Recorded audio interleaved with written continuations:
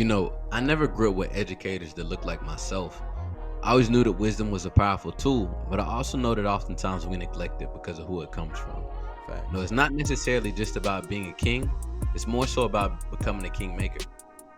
Man, you got to be close enough to relate, but far enough ahead to inspire.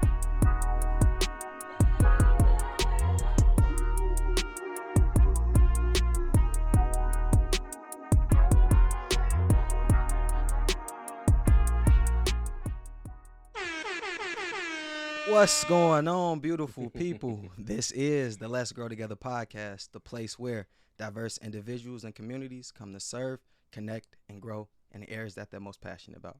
This your boy James. I am joined with my brother Marcus, as always. Marcus, tap in with the people. Let them know how you doing. What's going on, family? Hey, I just gotta let y'all know 4K James to upgraded me, boy. I got my whole little control panel, boy. I'm over here feeling like I'm mixing and mastering now, boy. I feel too official, man. But all is well, brother. All is well, man. Quick updates. Had an opportunity to go to the Weiss family reunion this weekend in Kinston, man. It was so beautiful to be able to kick it with the old heads, man. Okay. And the more I go to these family reunions, bro, I realize I don't like hanging on people my age no more, bro. I want to go sit with the old heads at the old heads That's table, facts. man. I feel I feel more acclimated and more submerged in just the educational pieces, the storytelling, man. And I'm just falling in love with, the heritage and everything that comes with it. And I'm actually in the midst of planning out my family reunion for my family. So like just taking bits and pieces, what I like, what I would alter, and just putting a creative spin on it, man. So it's dope, bro. It's dope, man. But I'm loving life right now. How you feeling, brother? Man, that's dope. First, I always got to ask you a question, man. I can't just get into Of me course, without, of what I'm course. saying? So you said Kingston. Where was that? Kingston what? So Kinston, North Carolina. So it's Kinston. close to Greenville. Yeah, you in Chicago. You wouldn't even know, brother. But it's about an hour 30 from where we are in Fayetteville. Okay, cool. And is she from there, or is her? I thought her family. She is. Okay. So she was born and raised in Kinston, but her family moved to VA. Mm-hmm. Got you. Okay, there it is. But man, first off to the family reunion piece, bro. I relate. Like I'm at my girl family reunion. I'm with the grandma. I'm with her mom or aunties. Like, bro, we getting it in. And for me, bro, I love it because they give me insight on my girl that I wouldn't get from her, right? So like I'm talking to her mom. She was like, man, she was like, she was. I don't want to say the phrase that her mom said, but she was like, she was attached to me for a very long time. Like she just, like she's really a mama's girl. So I'm like, okay, cool, that makes sense. So when she be coming in your house, spending 8 hours over there and blaming on you, it's really her. It makes sense. Got you.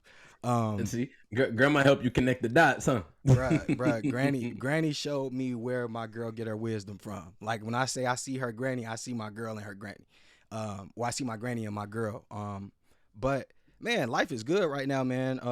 I'm actually, I got a bioscan scheduled for tomorrow. So it's basically just like a health scan to give me all of my numbers. Like, because to my knowledge, bro, I'm not allergic to anything. But my girl said her mom went to get a similar scan, and they gave her 121 pages of information about her health. And I was like, dang. Some good, some need some work. Some things is like really need attention type stuff. And I'm like, as I'm getting older, I'm like, we're talking about having kids and we're talking about legacy and being able to be around for our kids. I'm trying to be more intentional with my health, so I'm excited for that tomorrow. A little bit scared too because it might tell me some stuff I really don't want to know. But at the same time, I feel like the more I know, the better I can do type thing. So I'm excited 100%. For that. Yeah. Nah, it's necessary, man. And it's so crazy you mentioned that because I was talking with my pops about some things that I would love to do differently in family reunions. It's not going to be this one because, you got to have slow rollout chains with the older folks, right? But then the next time it comes back to my generation being able to run it, bro, I want to be able to hold not only mental health sessions, but also sessions about like what high rates do you have in your family, right? Let's talk about the colon cancer. Let's talk about the diabetes, all these different things that we traditionally run from as well. So I commend you for being a young black man getting ahead of that as well too, versus waiting till it's right beside you. Bro, shout out to my girl, man. I got to give her all the praise because she's always been like this from day one. Like she, I would tell her like my mom is having little health issues and I don't have the greatest relationship, but she like, well, because of this, you need to get closer so you can learn like your own history. And I'm like, man, forget that. I'm healthy. You know what I'm saying?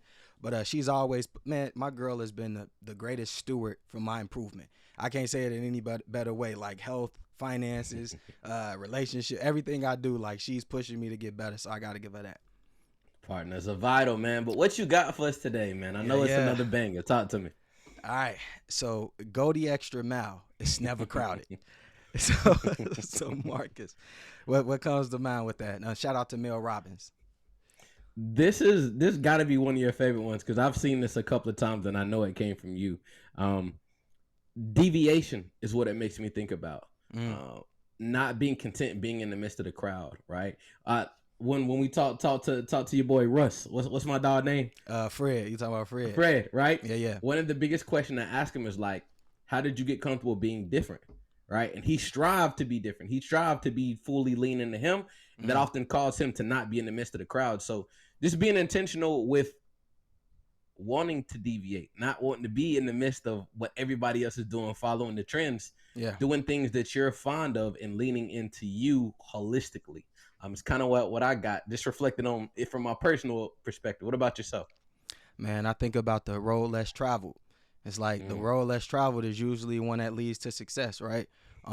You think about stocks and things of that nature. The contrarian that invests the opposite of what everybody else is doing is typically the one that comes out on top.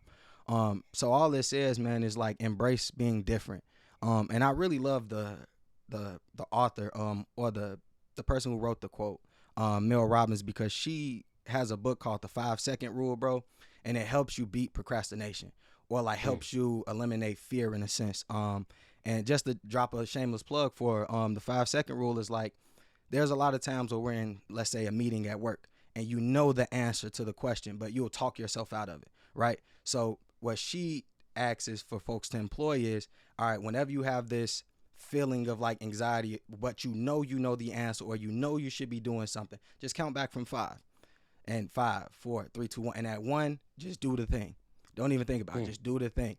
And bro, when I say that, I started to incorporate that into my morning routine back when I first started getting into personal development. That helped me take leaps and bounds because I stopped thinking about, dang, it's 5 o'clock. I got to get up and go to the gym. I just 5, 4, 3, 2. I'm up. Not even thinking about it because Yeah. you don't have to have an opportunity to respond. So as soon as that alarm go off, I'm starting to count down. So shout out to Mel Robbins. But to the quote So is hold on. Embracing that in a different light, yeah, yeah, and yeah, yeah. it's crazy. I didn't think you were going to speak on this, but this is something I've been wanting to just express that I do as a parent that I Yeah, find very unique. Because I started asking other people that they do it, and they looked at me crazy. Since Avery has been born, they always say everybody puts on their pants one leg at a time. yeah, yeah. Avery puts on her pants two legs at a time. and, and for real though, I know it's Yeah. like it's weird, it's kind of cliche, but like I did that intentionally. And then when Avery sees me or her mom put on her pants, like we do it one at a time. And she was like, "Well, Dad, why do I do it too?" Because I was like, "Baby, because you're different, and Yeah. I want you to embrace being different." And literally, like it's just something very small scale that she sees the value in now. Because she's like, "Well, they did it," and I'm like, "But baby, how do you put on your pants?" And she's like, "Oh yeah, you're right." You know what I'm Yeah. saying? So this small but powerful. Yeah, no, that was slight. That was like, no, I resonate with that. I resonate with that. Awesome, awesome. Well, Riley, man, we got a dope guest for y'all, so I'm excited to get his perspective because this really aligns with him, like altogether, to be Yeah, honest. yeah. So, Riley, as we welcome you on, good brother, man, I'm interested to get. Can you tell us your perspective of what this means to you and how you employ this? Yeah, for sure. I like that quote a lot, actually. When I was a young person, man, I was just like, "Oh, what are people in my space doing? Oh, they're doing that. Okay, I'm gonna do everything Yeah, else that they're yeah. not doing. I'm gonna show up. I'm gonna be there. I'm gonna be there 20 minutes early. They're 10 minutes early. So that's definitely a part of how I've shown up or tried to. So I definitely mess with the quote. Love, love. Well, love. Awesome, awesome. I'll go. You got it, Marcus. Nah, this quote is just perfect for you, bro. For those who don't know you, man, if they had to get a elevator pitch, and I know it may be hard with all the accolades, who is Riley, bro? Just give him a little bit of insight into who you are from professional, personal perspective. Yeah, for sure. If I had to boil it down, I would say Riley is a native of the South Side of Chicago. First and foremost, that is such a big part of who I am. By profession, I'm a social entrepreneur. By training, I'm a lawyer. But in every space that I'm in, I'm trying to be an innovator, specifically for helping communities of color, Black communities in particular, just move forward in all ways. So yeah, that's who I am. I would say, like, just someone who's always looking at like what's happened in the past, what's happening in the present, and how do we make it a better future. Man, I love that, man. Shout out to you, Riley, because we got some commonalities. I'm also born and raised south side of Chicago, and I Yes, am sir. also James Maurice Turner the fourth. So I would love, Oh, yeah. So I would actually love for you just to talk a little bit about one, if your name has any significance. Obviously, you have your father's name and that lineage, but like I would love to know like if there's any like meaning behind your name or anything like that. yeah. Actually, believe it or not, I'm a twin. Okay. So I was just the first twin that was born. I'm the oldest of five siblings. Um, my father, and his father, were all Riley. But what's interesting is Riley Jones Sr. was actually born Abraham Riley Jones in Mm, Yalobusha County, Mississippi. yeah. I never met him. He died in the '60s. But he dropped the Abraham like in like the '40s, so he just started going by Riley. So it's funny because I have friends that call me Abraham just because of as a joke. But yeah, it's powerful. I've started using the fourth more as I got older. When I was Hmm. younger, it was kind of like this doesn't really mean anything to me per se. But as I've gotten older, I've appreciated the lineage part of it. And truthfully, because I have like an Ivy League degree and everything, I like to kind of like mess with people that don't Yeah. expect Riley Jones the fourth from Columbia and Harvard to look a Yeah. certain way, Yeah. and I Yeah. like Yeah. to kind of troll them. So that's just my personality. Hey, that is a powerful finesse right there to an extent, man. So my government name is Stanley, and I love putting Stanley on I resumes did not because know when that. I yeah, hey, you weren't supposed to, brother, but that's the code switch. But I realized when I walk into interviews, there's the expectations, and like it's almost like the air leaves the room. But then when I begin to articulate and have these conversations, it's like, oh, okay. And my mom was very intentional with that as well. So again, I kind of see the same influence with that as well. Now, I'm curious to know. I heard you say Columbia. I heard you say Harvard. I heard you say a lot of these prestigious schools. I'm interested to know kind of what drew you to go into these specific schools. And I also heard you mention the lawyer route, right? What inspired you to go that route, and how? What is your goal to be able to influence, the world and add value? Great question. I'll start with the education piece. So honestly, when I was in high school in Chicago, I went to a high school called Brooks College Prep. Um, I was just like, yo, I want to go to the best school possible. And for me, and for a lot of people, that is like Harvard. Um, but I say that as someone who like didn't have a lot of context for what that meant, or like had never had a family member go to an Ivy League school. In fact, my junior year, my like first cousin, who's also a twin, randomly ended up going to Cornell, which me and Marcus have some relationship to Oh, Cornell. six. But my cousin had gone to Cornell, so I was like, oh, okay, cool. I started to see what's possible. But honestly, man, they gave me a full ride. That was it. Like they were. So when I applied to college, I applied to Columbia. I applied to. I'm wearing a Jackson State hoodie, but my family's an Alcorn family. I applied to HBCUs.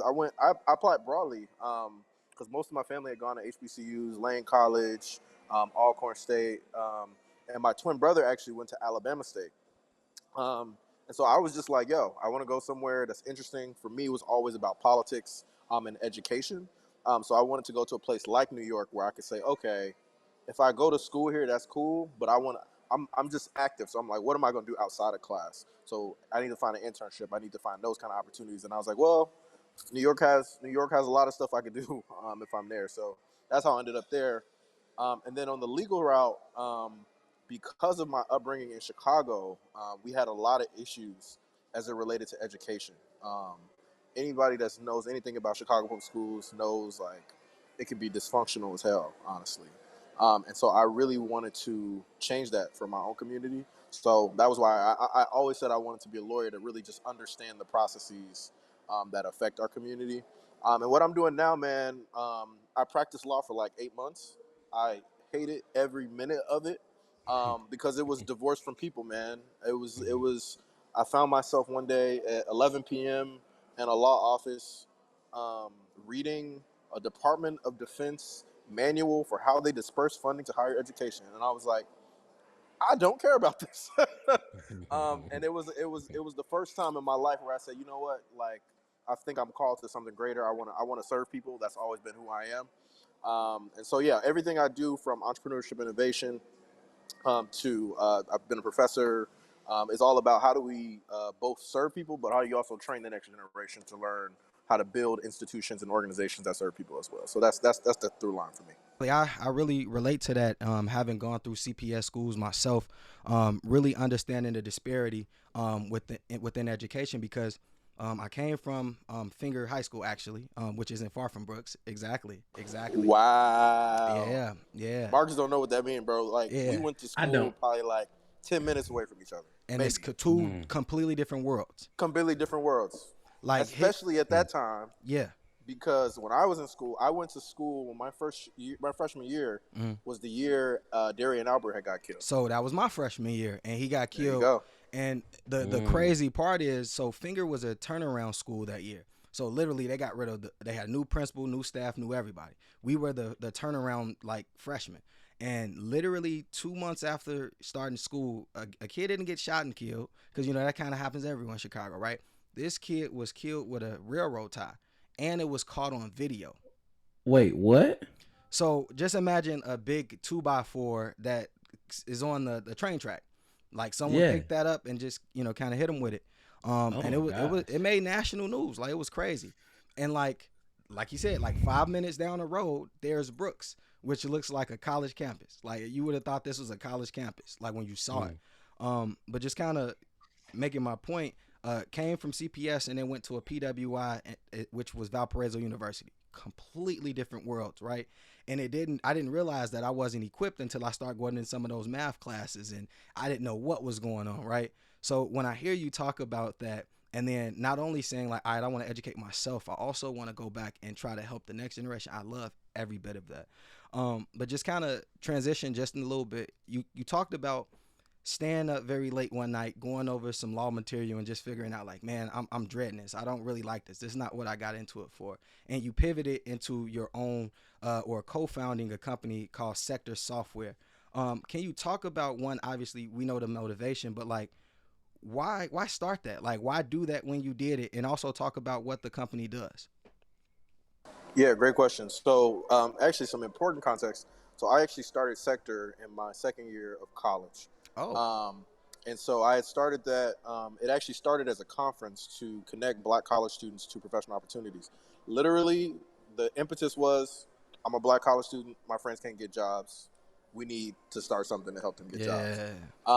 And so we started throwing this national conference. We had like 500 people come from all over the country: California, Ohio, Boston, the South, Midwest, etc., to New York for this conference. And it was just like, I just want to try this. Like, I've never wanted to be an entrepreneur. It was never, honestly, growing up where I grew up, like, in my head, entrepreneurship was just like somebody that didn't have a job. That was just like what they never told me that was like a real path.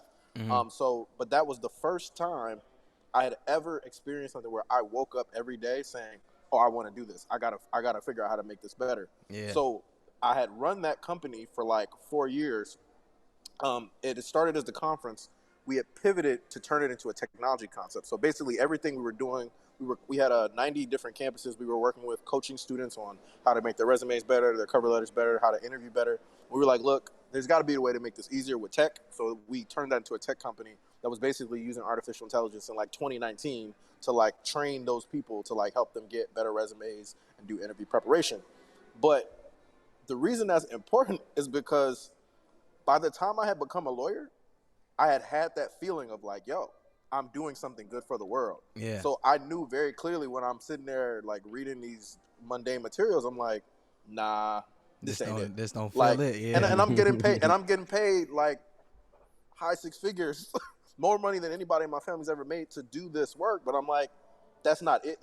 That's not the ceiling for me, right? Like you should get paid to do things that you're passionate about, things that matter to you. So I pivoted from that after I left the firm, and I was doing education law, so very much so still in the world of education. I've worked at a family foundation in DC, making investments in education entrepreneurs. So went from there to actually be able to basically support people that were like me, that were like, hey, I have an education concept. And I was able to give out like over $500,000 to DC entrepreneurs who had education ideas. So I did that for like 2.5 years until late last fall. But I like that you asked that question together, because again, for me, it was like I had a platform to just like do something I cared about. So when I had something I didn't care about, I was like, yeah, nah, Yeah. I'm good. Yeah, I love the fact that you had that option, right? Because sometimes people will go after the bag and get the money, and then when they get the money, they don't feel fulfilled. Like, people think success comes with the happiness, it comes with the self love, no, it doesn't. Like, success is just a destination, but like, you have to do that work on your own. And I love the fact that you were like, I already had this thing that was truly helping people. Not saying that you weren't helping people with the law, but it was like you were able to have a greater impact in the way that you would like to versus the way that you felt like you could. You know what I mean? Because I feel like the law, you can only do what's within the law. You know what I mean? But on this other side where there's passion, there's no limit on passion. None. Definitely. So I'm curious to know, Riley. One, we talked about the Cornell connection briefly. I'm interested to get a little bit more insight in regards to how that has played a role in your development or anything of that nature, as well as the networking that has come with that. One thing that I definitely give you your flowers about is the network, making the connections. As you just mentioned, being able to create a conference where you got over 500 people from all over the U.S. coming as a college student, like that's pretty immaculate, right? That's something we can't That's real. overlook. And I want to talk a little bit more about, right, how the organization such as the fraternity has played a part in your personal development, but how that also goes hand in hand with your networking ability. Oh, for sure, man.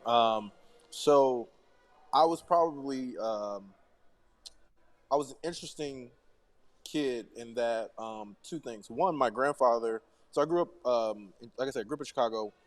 My grandparents were both Chicago public school teachers for like 30 years.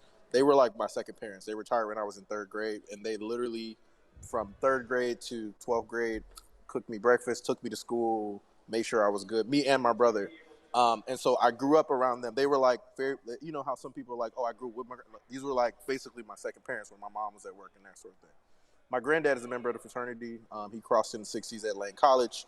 So I kind of always knew about it, but it didn't really like click. Like I was never like oh, I want to join that kind of person. But what was interesting to me was actually the history part of it. There were cats that I just looked up to: W.B. Du Bois, Paul Robeson, Donny Hathaway. That I was like, oh, these are just people that are like my heroes and my idols in many ways, just as people. But then I was like, wait a minute, they was all oh, interesting.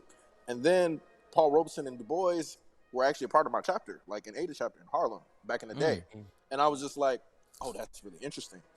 And so I like going back to even the quote, like for me, it was like, okay, I want to travel on the roads where these people who were like Paul Robeson, the cat spoke 32 languages. He Wow. was a lawyer, an actor, a singer, an activist, like brilliant. Born in 1898, dad was formerly enslaved, and I'm like, okay, but those are the people that I'm trying to go after, and I think for me, the fraternity was like one of the ways in which I could like exemplify that and follow in their footsteps, and I would say in terms of the training that I've gotten from that, just being in a community of um, all like mostly black men who are like ambitious and like being in that community is different because up to that point, honestly, a lot of the rooms I was in, I was the only black dude, and I hated that. Oh yeah. And to be in a community of people where I'm like, oh, you could talk, we can go toe to toe on who's better, MJ or LeBron. Oh, we could talk Booker T versus WEB, like, Yeah. and like it flows seamlessly. That was special for me. And so those people are like my closest friends, my not just but like family, really. Like my line brother, he just graduated from Harvard Law and Business School last year. Grew up Jamaican kid from Queens. Like these aren't cats that like had a silver spoon in their mouth necessarily. Like these are people who, again, are just committed to excellence just for the sake of it, and that's been special for me. And the relationships that I built because of it aren't just like professional; they're just really deep bonds that you really just can't replicate it, honestly. 100%. Nah, I heard you talk about the actor and all the other accolades. I know you done crossed off most of them, so I'm wondering what movie you gonna be in next, right? That's a fact. That's a fact. Nah, but I definitely feel that, man. Even just reflecting on like when I met you at the Alpha Leadership Academy, man, it was a bunch of brothers from all over the US who had one joint collective mission, right? Essentially like a mastermind of individuals who all were embodied, the core principles of Alpha. And it was dope to be in a room full of a bunch of scholars because, again, like we were all the alphas of our unique, university or wherever it was. But to be able to come together, man, put pride aside and really just build relationships and learn and grow with individuals, man. Like, y'all my dogs to this day, man. And it's just so That's a beautiful fact. how people can come together and for one uniform cause. And bro, I'm proud of you, man. I always give you your flowers, so I want to continue to I do so appreciate that. because I got you, bro. Because you're continuing to raise the bar across the board. And again, all of our ALA Academy brothers are, to be honest, man. So it's just dope, man. I love it. I love it. But I want to talk a little bit more about maybe some of the flip side of all the things that you're doing as well, bro. It's a lot of accolades. It's a lot of positive elements that are coming from it. But I want to talk about the other side, right? There may be some people maybe who you grew up with who's like, hey, Riley, too big headed now, or things of that nature. I'm curious to know the flip side, man. We always talk about the positives when it comes to, elevating and things of that nature. But sometimes we got a crowds in a bucket mentality when it comes to community, bro. So I'm interested to know maybe some of the people who may have slighted you or some of those things within your journey and your experience and how you went about handling them. Because we know within success, there's going to be some haters, right? Let's talk about it.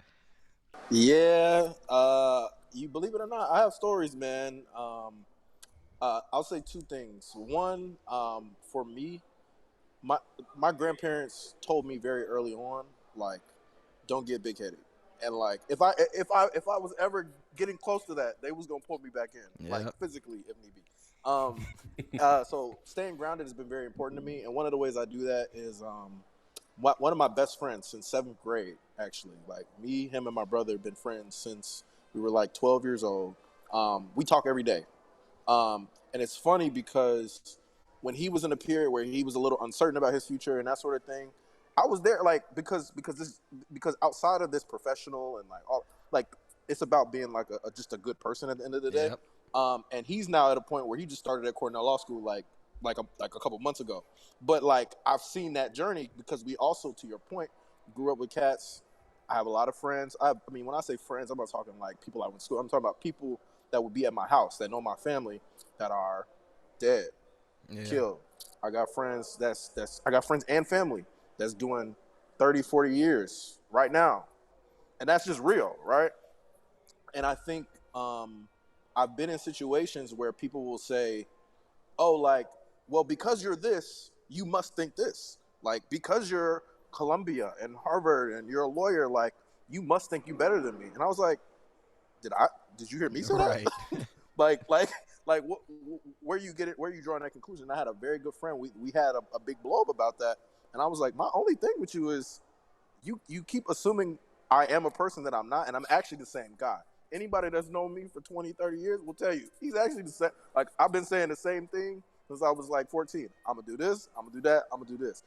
I would want you to be successful too. If that's not your journey, I'm here to help you. I'm here to be supportive. But I would say it definitely is. I've seen it as more of like a reaction and a response for how people, unfortunately, sometimes see themselves or see their own limitations. Um, and I'm always here to be the person to be like, yo, I actually think you can do everything I've done and more. Like, Yeah. let's get you there. You know what I'm saying? Like, Yeah. but I think a lot of times we don't often create a space for people to say, hey, like, I kind of like some of the things you're doing. I don't know how to do that. Can you help me? Because in our Exactly. community, that can be seen as taboo, especially with black men. It Mm-hmm. can be seen as like, oh, like I'm he's sonning me or whatever. But it's not like that. Yeah. It's, hey, man, like there was a time I didn't know a lot of stuff that I know now. I can tell you real quick. I don't know because I want to get y'all some. I know y'all probably got more questions, but I'll tell you a real story. When I showed up at Columbia at 18 years old, like I said, I was literally showing up, resume, hand in hand. Yo, I want this internship. I want this internship. I want this mentorship opportunity. I show up to this alumni event where it's super posh, the dean of the college, and Ivy, all of that. Think whatever you think when you think Ivy League alumni mixer, that's what it was. And I get there early. I have my portfolio. I sit it down, and I went to go get some food. I come back. It's an older cat sitting in my seat. And I was like, hey, that's my portfolio that was like in the chair. He looked at the portfolio, handed it to me, and continued his conversation. Now, why is this important? That moment could have crushed me. I graduated in 2017. By 2019, I was the president of the Black Alumni Council at Columbia University at 24 years old. Hold on. We're not going to just skip past that. We're not just going to skip past because for me, it was like the idea that someone could think and I work with that person. They have no idea that happened. Mm-hmm. But I refuse to be in places and allow people like that and systems like that to treat people and make them feel the way I felt in that moment. What's the point of that? That's just not who I am. So if that answers your question, that's kind of how I feel about it. I don't even remember what Marcus asked, but that was a phenomenal answer to his question, because something that I love about what you said was, and this is something I'm big on. Remember, Marcus, we talked offline and I told you I looked into my name. And my name is James, one who controls his will and actions, right? And so I love the fact that you were like, bro, not just the systems that are in place. Like, I want to be in control of me. I think that's the dopest thing, because I have friends very similar that, that passed away, that are serving time, and some that are living right down the street that ain't doing anything. But the problem is with that sometimes, and I don't know if you share this, but sometimes I do have a bit of survivor's guilt, right? It's like, man, I kind of made it out. I started doing good things. I see my homies, they not. But I have to remind myself that I remember being in the same rooms as them. I remember having the same classes as them, having the same opportunities as them. And I remember, just like the quote said, I went the other route and it wasn't crowded. And then when I circled back around, I saw that they were still going that other way. And so sometimes, and like you said, I love this, Riley, because a wise man knows that he knows nothing. Like, bro, I know a lot, but there's a lot of stuff I don't know. So, like, no matter how old, how young, I am willing to get information from anybody. Like, bro, I watch kids, bro, and I love how their one prerogative is fun. I love that. Like, I try to learn from that, because I can learn from them, right? Because they don't have bills. They don't have pressures of the world. That's all they're worried about. So I want to learn how to get back to that place, right? But sometimes our people they're not able to do that. But I would kind of love to ask you, Riley, I know you talked about your grandparents, because, my grandfather was my guy. Marcus, I know your grandfather was yours. But I would love to know, like, who instilled these principles in you? Like, was it just your grandparents, or, like, where along the way did you learn some of this stuff? Because I hear all the stuff you've accomplished. I hear the character in your voice. I hear the passion. And I'm wondering, like, man, you must have had some great support systems. Yes, very much so, man. Very much so. I was fortunate in that I grew up in the house with my mom and my two grandparents. My dad was very much so in the picture. He lived in Chicago, and I also had his grandparents. Actually, both of them have since passed. My grandma passed earlier this year, and my granddad passed in 2020. But I and to that point, which is interesting. On my mom's side, my grandma, she had a college degree. She had gone to Chicago State, went to Alcorn, transferred to Chicago State. My granddad went to Lane, got a master's, et cetera, et cetera. On my dad's side, those folks never made it past the 9th or 10th grade in Mississippi back in the day. Yeah. So I never equated education with opportunity, but I never equated a lack of education with ignorance, right? Yeah, because everybody doesn't have that same opportunity, and those were, again, people that I spent so much time with. So yeah, I had a dope support system, man, and I'm blessed, man.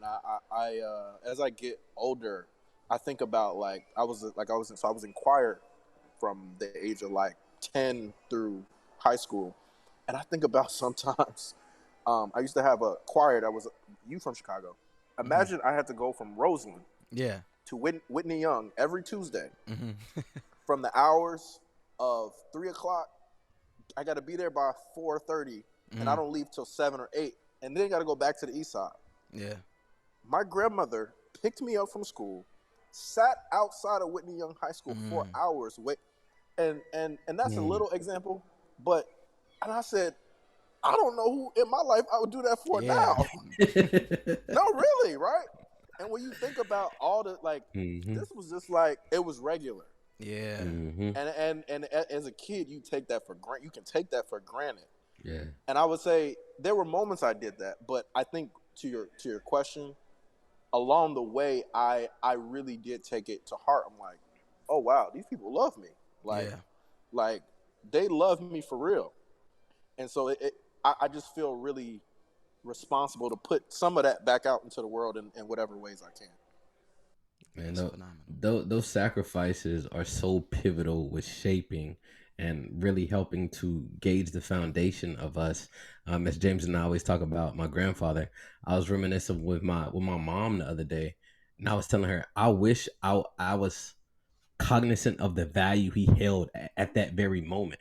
Right Yeah. now that we're a little older, we can reflect like, man, he was the GOAT, he was dope. But like in that moment, I was too busy worried about being a kid that I overlooked how much value he had. And it really didn't hit me until I had one of my mentors and I was asking him about his journey and how he got to where he was. He told me he went and he took 3 hours and sat with my granddad in the midst of working on his doctorate. And my granddad gave him so much game. I was like, damn, I just wish I was a little bit more mature to be able to understand, the valuable figure that I had in my life at that very moment to sit down and just get some of that game. But I admire you because you were cognizant of it at that age. I was too busy running after a girl or going to play football or catching lightning bugs outside or something of that nature, right? So not, man, that's dope. But I love how us as this generation are now cognizant, and now we can add that value to the next generation and pay it forward. But now we're able to do it in conversations that don't sound like they're getting educated, right? It's more so talking to the big homie and getting it simultaneously. So I love the duality of it. And again, everything comes full circle. So I know he's still with me throughout, the different engagements and things of that Definitely, nature. definitely. Now I'm interested to pivot a little bit, man. So I know you're really big on mentoring as well too, but you do it in a little bit of a different lens, right? If it's in the form of a professor, if it's in the form of giving these businesses some different advice, consulting, right? What does mentorship mean to you, and how are you able to leverage your skill set to do this in a couple of different channels? That's a great question. Yeah, man, mentorship for me is it's just the being able to take good and adverse experiences and like use that as a lesson to help someone else on their journey, man. And so I would say some of the realms where I operate on that now, honestly, going back to Alpha, but through Alpha, I've been able to really have a passion for mentoring young black men because I think there's a lot that by the time we become 18, 19, a lot of times we've seen a lot. And Yeah. we've internalized a lot about how the world works and how the world works for us. And then what we need to do in response to that some of those things are good. Some of those things are not healthy though. Yeah. And so I have my mentees both through the frat, but through other channels where I really, in the past couple of years, have really leaned into this idea of developing young black men in ways to just start with like helping them understand themselves, helping them understand the context that they're in. And I'm not even talking professional at this point. I'm just saying like where they are in their life, because in a place like Chicago, there are like you said, like there are cats that literally may never see the inside of a university. Yep. That doesn't mean that they shouldn't have a fruitful and successful life. And let's And add a little color real quick. So it's not because they're not educated. It's not because they're not intelligent. It's not because yep, they're not gifted. Let's make that clear. Circumstances occurred that just didn't allow them to do that. absolutely. The first thing I realized, my first semester at Columbia, I was like, anybody I went to high school with could have been Yep. here.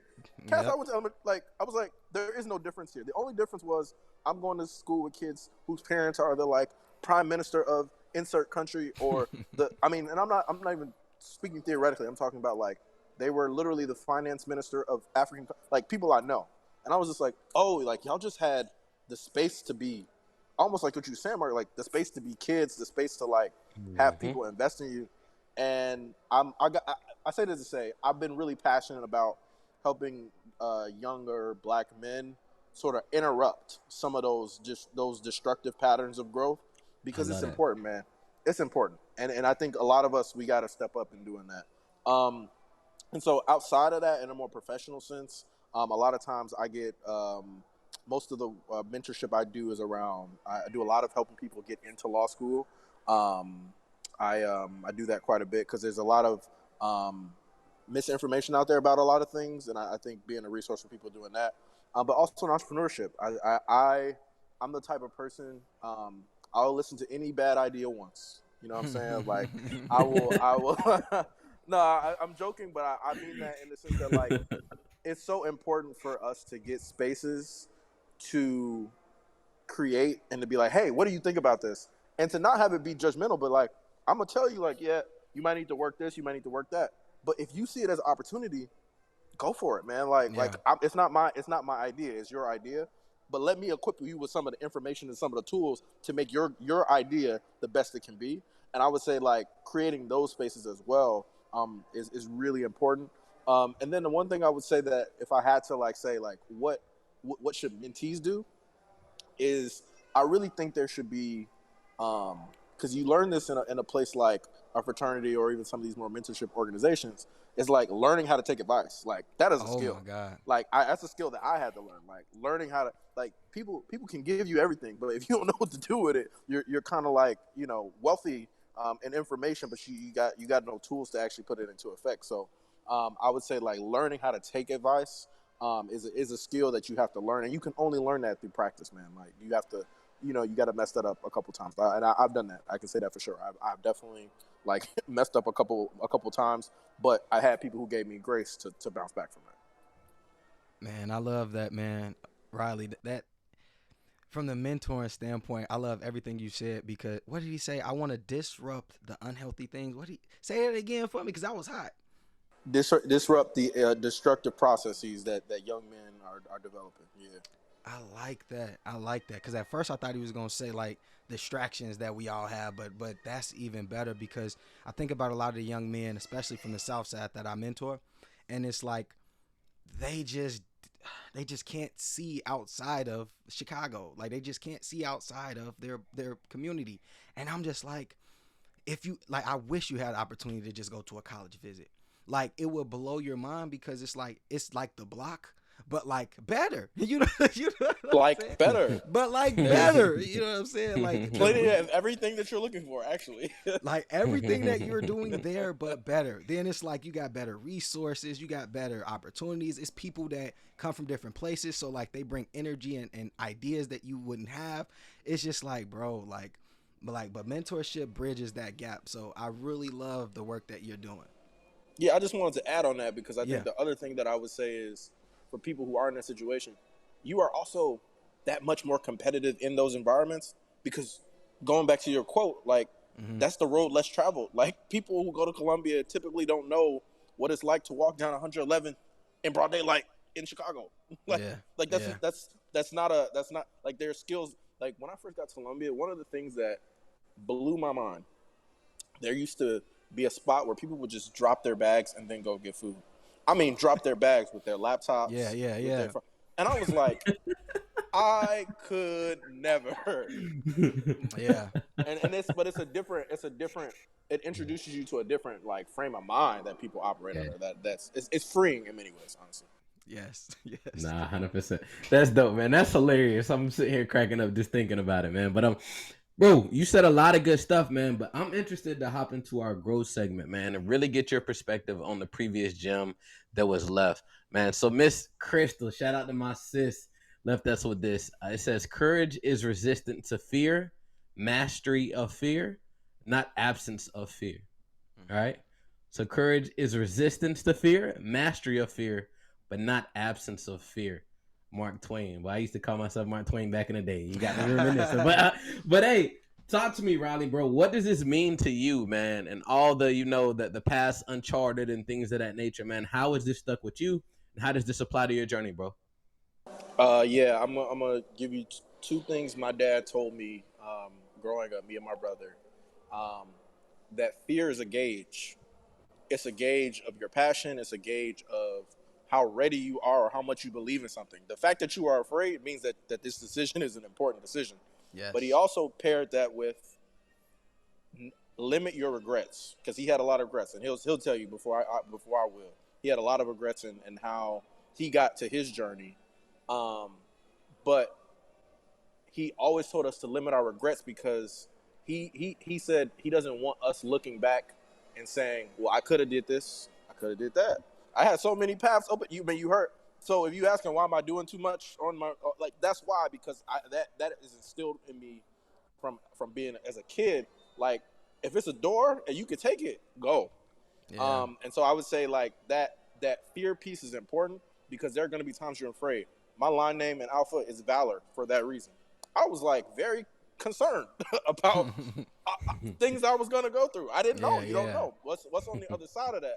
But I got Valor because that's me. I'm like, all right, well, I've been through enough that I know that I have some tools that I can navigate this situation. But you know what's even more? I'm gonna have some better tools on the other side of it. Yeah. And that's how I think about fear. He's on fire. We got it. Yeah. Yes. I love it. That's so spot on, bro. And just knowing you personally, I see how that definitely relates. I didn't know that was your line name, but I can see why now. So I'm interested, man, for our next guest. What do you have for them, man? If it's a jewel, if it's a quote, what do you have to pass on for them to add value in our growth segment? For sure. Paul Robeson has a quote. The artist must fight for freedom or slavery. I have made my choice. I had no alternative. In this life, we get a choice to do good or to be on the side of not doing good. And for me, I wake up every day like, how can I make this life better for somebody else? I just never, because I had such a deep support system, I never had a choice to do anything else. Like, I have a responsibility to pass that on. So that's my quote. I love it. Mediocrity was not an option, huh? No, sir. I love it, man. Well, bro, thank you for all the game, all the jewels, all the above that you shared, man. I appreciate you having me, man. Yeah, no problem, man. Thank you for being a pioneer to be able to show, again, the next young man off the block, to let them know that, man, it's feasible, bro. You just got to keep your foot on the pedal and stay grounded in the midst of everything as well, too, man. I appreciate you more than you know. Where can people tap in with you, bro? If they wanna tap in, they wanna consult, they wanna you to bring you out as a speaker, they wanna do all the above, man. Where can they tap in with you, bro? Yeah, you can hit me on LinkedIn. That's linkedin.com/RileyJones IV. Very easy. Or my email, rj4@hathaway, HATHAWAY.group. All right, man. Well, again, Riley, we truly appreciate you from one fourth to another, man. Man, thank you for blessing the stage today. For sure. No, I appreciate you guys for having me. This is awesome, man. All right, man. Thank you, brother. Let's grow together, family. Until next time, peace out. Trying to find me a balance in life. Why I'm still trying to gamble with life. Wanna be great, it gotta come with a price. Gotta watch what you ask for. I strive for these moments in life. I'm still learning and giving advice. I try carrying the weight of the world. See, I saw when I was losing myself. I had to catch my breath. Nobody got you like you got yourself. So it's important for you to know who you are. Cause in the dark you gotta fight with your heart. Even if your heart broken apart. But they still gon' judge me. So tell me how that's been here for me. I had to see that everybody didn't love me. Like everybody ain't for me. I took chances just to see for myself. Cause for the longest I've been hurting myself. Trying to blame someone else. I stand on it, don't regret what I did. Cause I can live that my intentions were real. My heart just needed to heal. Gotta get back to loving myself and trusting myself and better my health. Nobody loves you like you loving yourself. You gotta know who you are. Gotta get back to loving myself and trusting myself and better my health. Nobody loves you like you loving yourself.